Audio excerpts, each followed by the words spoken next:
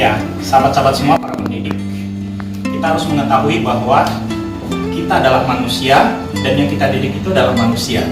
Kita sudah sepakat bahwa informasi yang datang dari luar ke dalam kita, ke dalam diri kita manusia, itu ada dua pintunya dan ada satu yang mendefinisikan. Seperti yang disampaikan pada ayat Al-Quran tadi.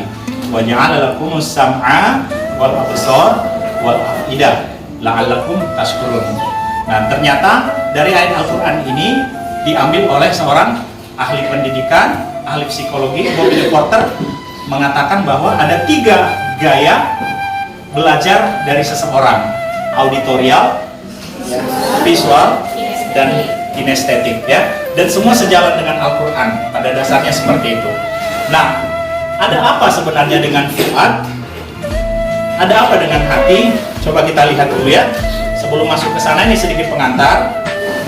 Manusia kita 75% tubuh kita disusun oleh air. Ya. Coba kita lihat karakter dan sifat-sifat air. Kita sifat-sifat air coba lihat. Air itu apa sifatnya? Dia akan mengikuti wadahnya. Diletakkan di botol air mineral akan ikut bentuk air mineral. Diletakkan di piring akan mengikut piring, ya. Nah, diletakkan di gelas akan mengikut gelas. Diletakkan di mana saja akan mengikut wadahnya. Artinya apa?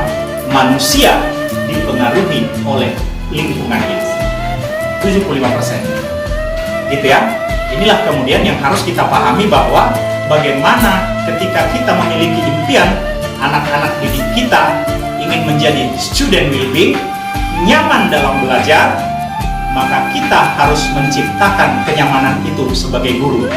Masukkan kenyamanan itu ke dalam hatinya, ya, sehingga bisa terpenuhi kenyamanan pada spiritualnya, kenyamanan pada emosional sosialnya, kenyamanan kepada intelektual dan kecerdasannya, kenyamanan kepada kinestetik dan keterampilannya.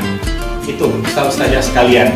Nah, lihat kemudian mengapa orang tidak nyaman seperti yang tadi, karena ada sesuatu yang menghambat di dalam dirinya. Karakter seseorang itu dipengaruhi oleh lingkungan. Lingkungan itu akan mewarnai terlebih dahulu hati orang itu, ya. Jadi hati akan berpengaruh terhadap pencitraan perilaku seseorang, gitu ya. Nah, coba lihat, orang yang sering melihat keburukan, maka termemorilah keburukan itu di dalam hatinya dan dia akan merasa terbiasa dengan keburukan itu.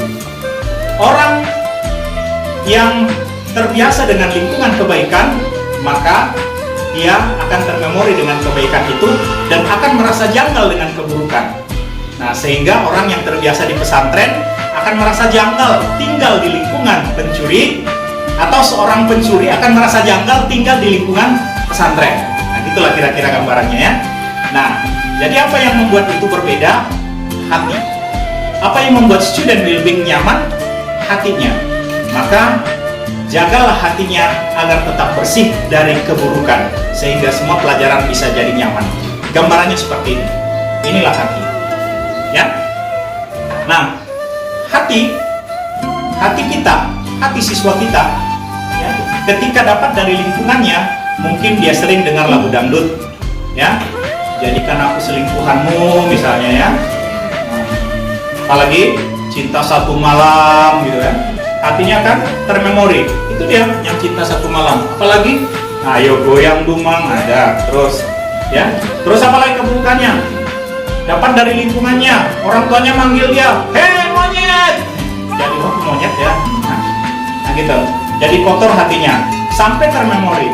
Sehingga ketika dia berinteraksi dengan lingkungan sosialnya, maka yang termemori di hatinya itu akan keluar. Menyapa temannya ketika dia komplain, "Hei monyet kau!" Karena itu yang dia dapat dari lingkungannya. Biasa?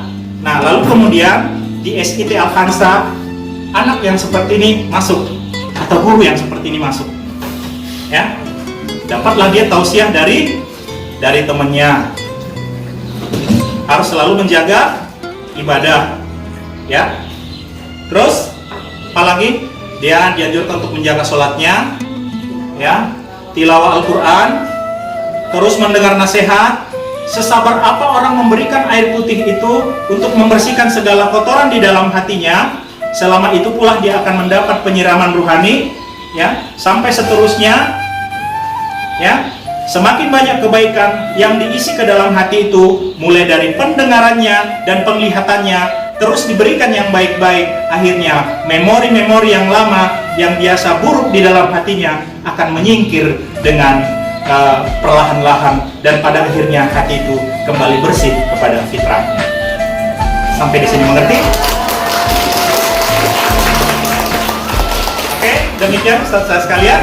Assalamualaikum warahmatullahi wabarakatuh.